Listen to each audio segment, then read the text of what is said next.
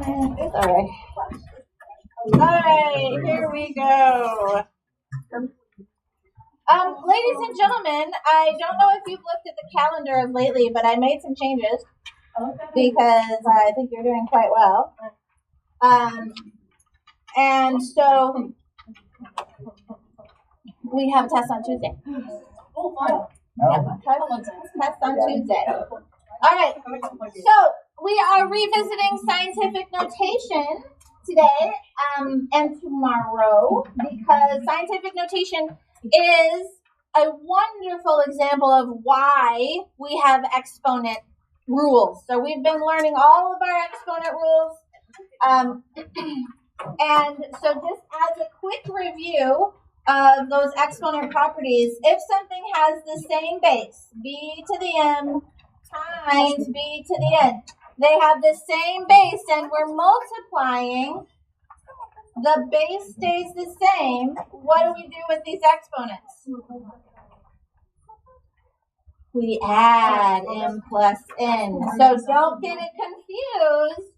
When we have a power raised to a power, that is when we multiply the exponents, okay? So today, we're in this sort of land. So we have this property if the bases match, and then we are multiplying. We have to add the exponents, and that's what we're doing today, using scientific notation in combination with our properties that we've been learning all week, okay? So we want to be able to perform multiplication and division using scientific notation today. And I'm going to hopefully have this later. I do also want to remind you that your calculator and computer should match your desk number. So if you would all just verify that your computer matches. And also, I am missing a calculator. So, and I understand that sometimes you're in a rush and you just pick things up, and I get it. So if you could keep an eye out for that random calculator that is no longer in my room. What number? I think it's 30. So keep an eye out for it. But also check your lockers, all right? And keep an eye out for that. That'd be super duper fabulous. Thank you very much. Okay. So going back, we did scientific notation in the last chapter. And so scientific notation is a way to write really, really large numbers and really, really tiny numbers in a really nice, efficient way. Again, math people are lazy, and so we create things so we can be lazier. All right, so here I have 2.95 times 10 to the fourth, and we want to write this in standard form. 10 to the fourth, this is a big power, which means this number, is it a big number or a small number? It's a big number. We need to move the decimal 4 places. 1, 2, 3, 4. And so I take that decimal and move that 4 places to the right. So that'd be 2, 9, 5, and then 0, 0. So now my decimal point is all the way to the right. So that would be 29,500. Again, I have a positive exponent of 7, which means that's a huge number. I gotta move that decimal 1, 2, 3, 4, 5, 6, 7 places, which means that's gonna be 5, 8 with a 0, 0, 0, 0, 0, 0. That would be, what's that number? 58 million. All right, 58 million. So now my decimal point is all the way to the right. What do we do when our exponent is negative? It makes a smaller number. So when we have a negative exponent, that is a very small number. And so I need to move my decimal point to make my number much smaller. So I want to go to the left now. 1, 2 movements to the left. So 0.034. A small decimal.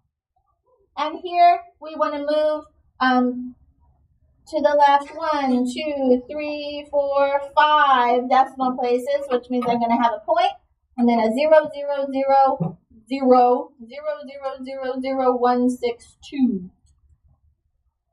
Okay. Nice small numbers. Easy, right? You remember doing that? Yeah. Yeah? Okay. I have an easier way. You have an easier way? Yeah, Do tell. A negative. Uh-huh. What you do is you just go back and you do it.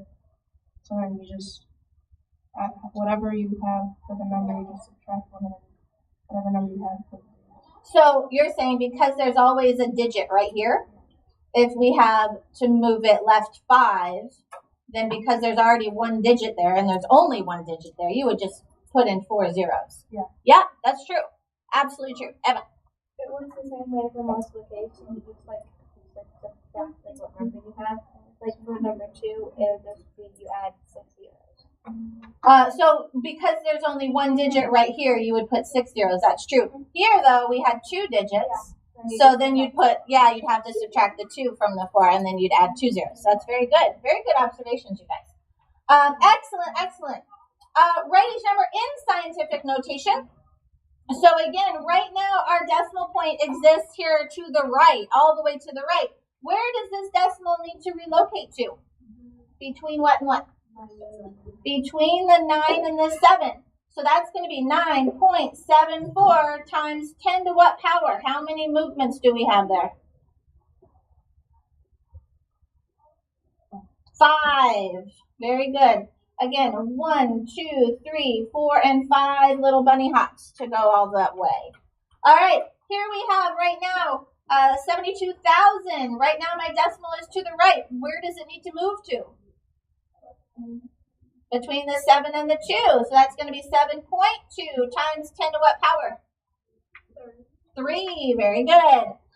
And now I have a very small number. What should my exponent be, positive or negative? Negative exponent. Because they are small numbers, small decimals, negative exponents are what we need for those very small numbers. All right. So here's my decimal point now. Where does, between what and what does my decimal need to move to?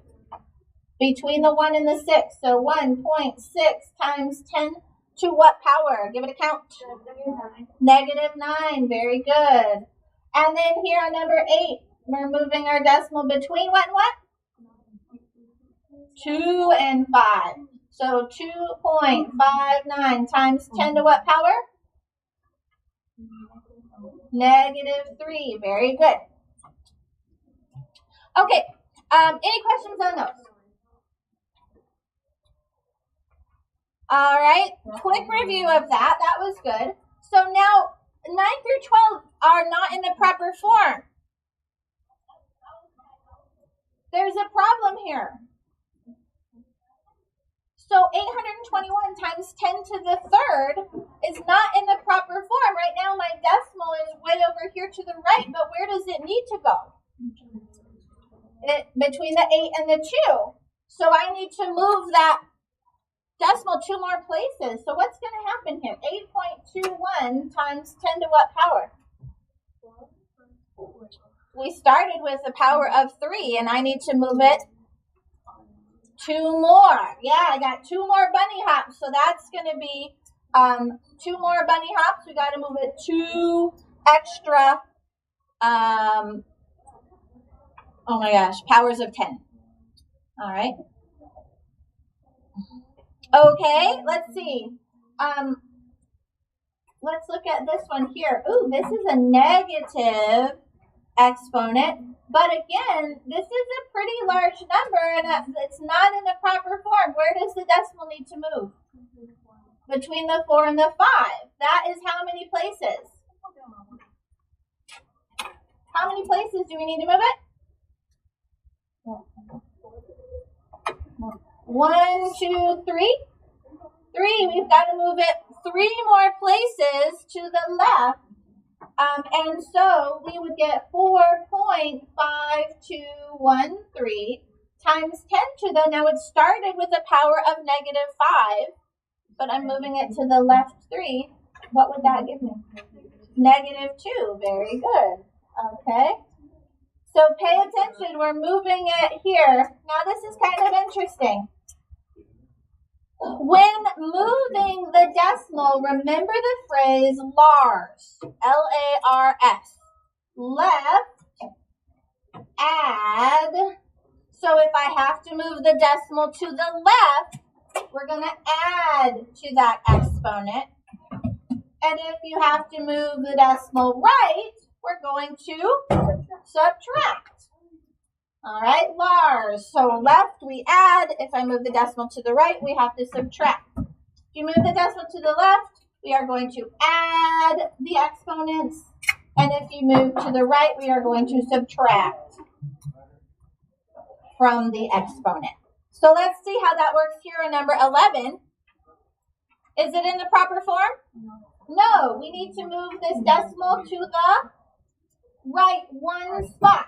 All right, and if we're going to move to the right, we need to subtract 1 from our exponent. So that's going to be 6.7 times 10 to the third power.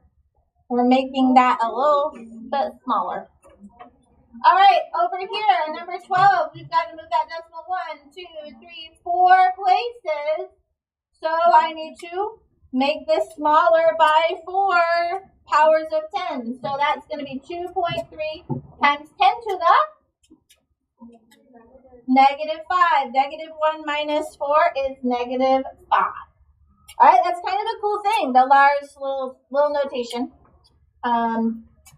So I just think I've got to make this a smaller, this is a small number, so I've got to decrease those exponents. All right, now that was basically a review of scientific notation. How are we using it today?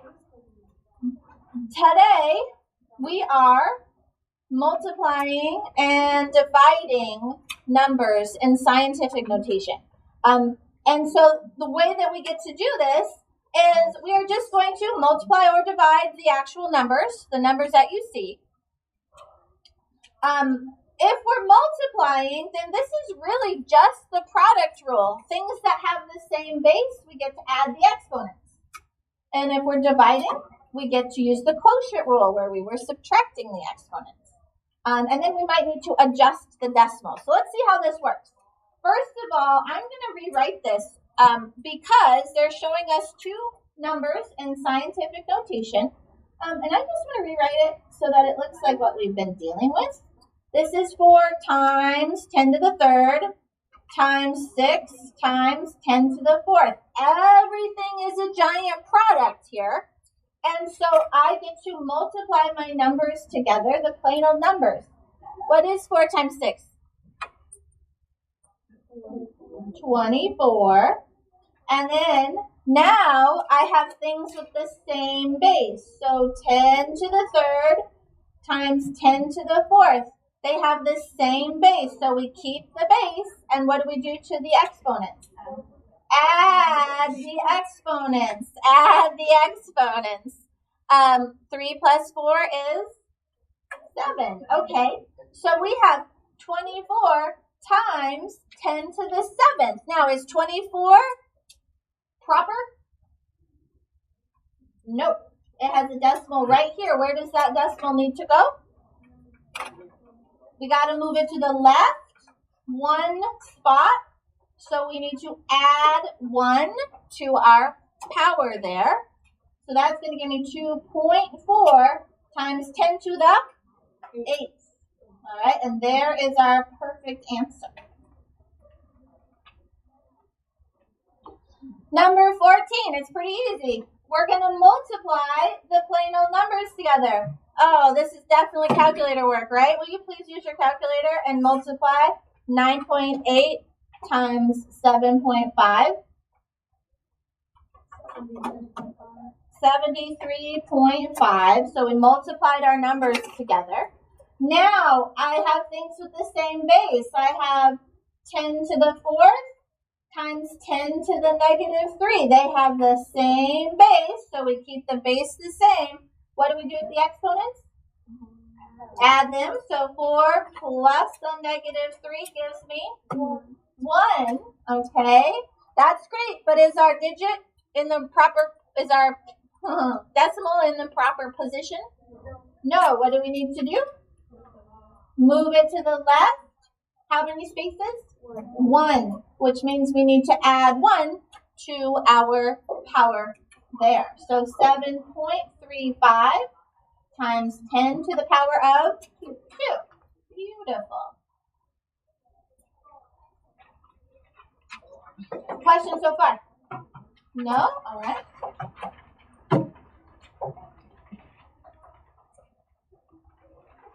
Oh, pilly-dokily. So let's go ahead and look at number 15.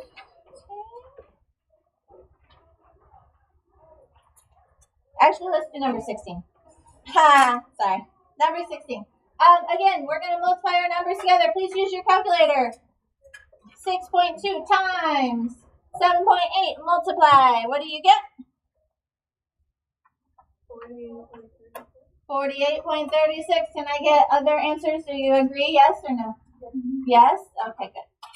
All right. And then we have things with the same base. 10 to the negative 4 times 10 to the negative 3. They have the same base. We keep our base of 10 and do what with our exponents? Add them. Negative 4 plus the negative 3. Negative 7. Very good. Now, what do I need to do with my decimal here? Make it proper. We got to move it one place to the left. So what do we need to do to our exponent? Add 1. Left, add. We're moving the decimal left. We have to add to that exponent. So we get 4.836 times 10 to what power? Negative 6. Very good. All right. Left, we add to the exponent. Okay. Awesome sauce. Now, what operation are we doing on 17 and 18? Division. Division. What's this operation on 19 and 20? Division as well. What's our rule if we have a base to the m over a base to the n? If they have the same base and we're dividing, what do we do with our exponents? Subtract. So we do top minus bottom. And so this, if they have the same base, this is our quotient rule. All right, if they have the same base, we subtract. Whoops, there you go. You subtract the exponents, okay? So we want to see what it says here. We are dividing. So we want to do 3 divided by 4 here on number 17. Will you use your calculator? What is 3 divided by 4? 0.75. Very good. 0.75. And then we have 10 to the 7th divided by 10 to the 5th. They have the same base, so we keep the base and do what with our exponents? Subtract. 7 minus 5. Top minus bottom is 2. All right, is our decimal in the proper form? Not in the proper form. We need to take this decimal and move it to the left or to the right? To the right. We got to move it to the right one. So what do we do with our exponent? Minus 1, Lars, L-A-R-S, right? Subtract, right? We're going to subtract the exponent. So we get 7.5 times 10 to the first power. All right, let's do number 20. Let's do number 20. Number 20. We are dividing in your calculadoras. We have 6.4 divided by 2.5. 2.56. All right, and we have times, and then 10 to the 9th divided by 10 to the negative 3. They have the same base of 10. What do we do with their powers? Subtract. 9 minus the negative 3. What happens with 9 minus the negative 3? You add. Minus the negative turns to plus. So 9, 10, 11, 12. All right. Is this in the proper form? Yes, it is. That one is done. We don't have to do anymore.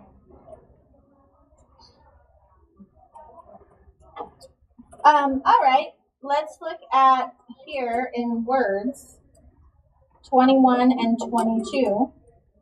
Find the product. What does product mean? Multiply.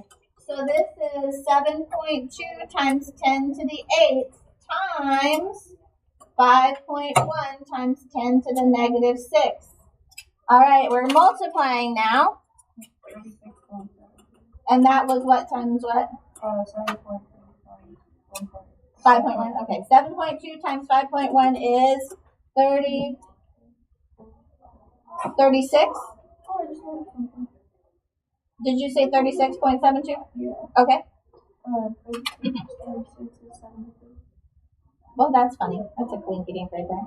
All right. Now they have the same base. 10 to the 8th times 10 to the 6th. The base stays the same. 10 to the negative 6. What do we do with these exponents? Add them. So we're adding those exponents. 8 plus negative 6, who wins? Positives by how many? 2. Okay. Are we in the proper form? No. We need to move this decimal to the left one place. What do we do if we move left? Add to the exponent. So we're going to add 1 to that exponent. So we get 3.672 times 10 to the 3rd.